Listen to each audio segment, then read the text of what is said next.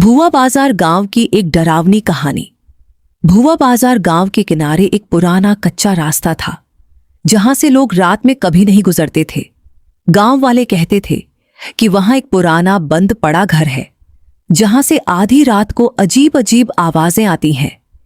एक दिन गांव का लड़का राहुल अपने दोस्तों से बोला, मैं आज रात उस घर के पास जाऊंगा, देखता हूं आखिर सच क्या है। दोस्तों ने डरते हुए कहा, पागल हो गया है क्या? वहां जो जाता है वो फिर कभी पहले जैसा नहीं रहता। लेकिन राहुल नहीं माना। रात के करीब 12 बजे आसमान में बादल थे और हल्की हवा चल रही थी। राहुल टॉर्च लेकर उस रास्ते पर चल पड़ा। रास्ते में पेड़ों की परछाइयां जमीन पर ऐसे हिल रही थीं जैसे कोई उसका पीछा कर रहा हो। कुछ देर बाद वह उस पुराने घर के सामने पहुंच गया। घर का दरवाजा आधा खुला था और हवा के साथ क्रीक की आवाज कर रहा था। राहुल धीरे धीरे अंदर गया। अंदर सब कुछ धूल से भरा था। अचानक ऊपर की मंजिल से कदमों की आवाज आई। राहुल का दिल तेज धड़कने लगा। उसने टॉर्च ऊपर की तरफ घुमाई, लेकिन वहां कोई नहीं था। तभी पीछे से किसी ने धीरे से फुसफुसाया, तू यहां क्यों आया है? राहुल घबराकर पीछे मुड़ा, पर वहां भी कोई नहीं था। अचानक घर का दरवाजा जोर से बंद हो गया। धड़ाम! अब राहुल पूरी तरह डर चुका था। वह भागकर बाहर निकलना चाहता था, लेकिन दरवाजा खुल ही नहीं रहा था। तभी सीढ़ियों से सफेद कपड़ों में एक औरत धीरे धीरे नीचे उतरने लगी।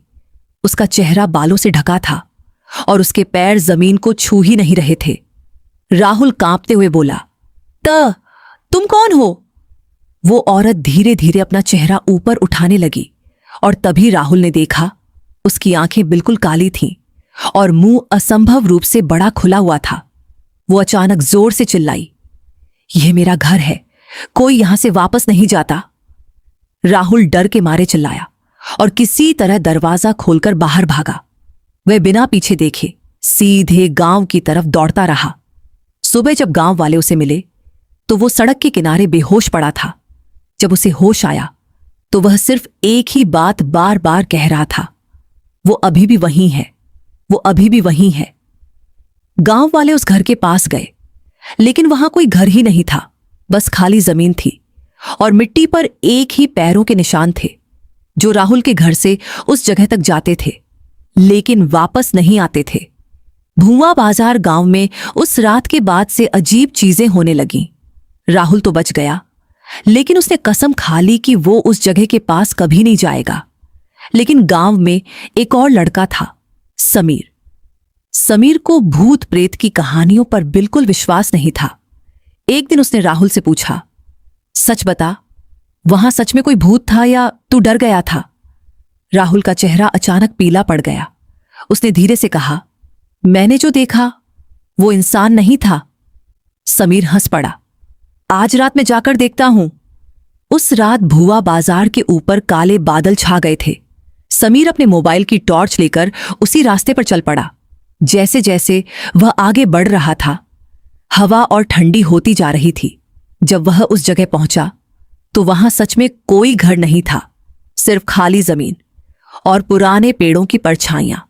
समीर हंसते हुए बोला, देखा, सब झूठ है। लेकिन तभी उसके पीछे से वही आवाज आई, तू वापस क्यों आया? समीर तुरंत पलटा, लेकिन वहां कोई नहीं था। अचानक उसके मोबाइल की टॉर्च अपने आप बंद हो गई। चारों तरफ घना अंधेरा फैल गया और तभी धीरे धीरे उसके सामने वही पुराना घर फिर से दिखाई देने लगा, जैसे वो जमीन से निकलकर वापस बन रहा हो। दरवाजा धीरे धीरे खुला। क्रीक! समीर का दिल जोर से धड़कने लगा। तभी अंदर से किसी औरत की आवाज आई, इस बार कोई वापस नहीं जाएगा।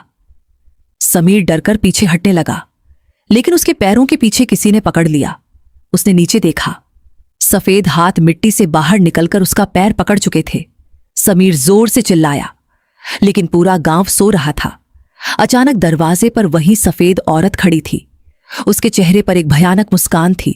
वो धीरे धीरे बोली, अब तू यहीं रहेगा। अगली सुबह गांव वालों ने उस जगह पर जाकर देखा, समीर कहीं नहीं था। सिर्फ मिट्टी पर एक नया पैरों का निशान था जो उस जगह से घर के अंदर की तरफ जा रहा था। और उसके बाद भुआ बाजार के लोगों ने कसम खा ली, सूरज ढलने के बाद उस रास्ते पर कोई नहीं जाएगा। लेकिन आज भी अगर कोई रात को उस रास्ते से गुजरे तो उसे दूर से एक पुराना घर दिखाई देता है और दरवाजे पर खड़ी होती है वही सफेद औरत जो किसी का इंतजार कर रही होती है।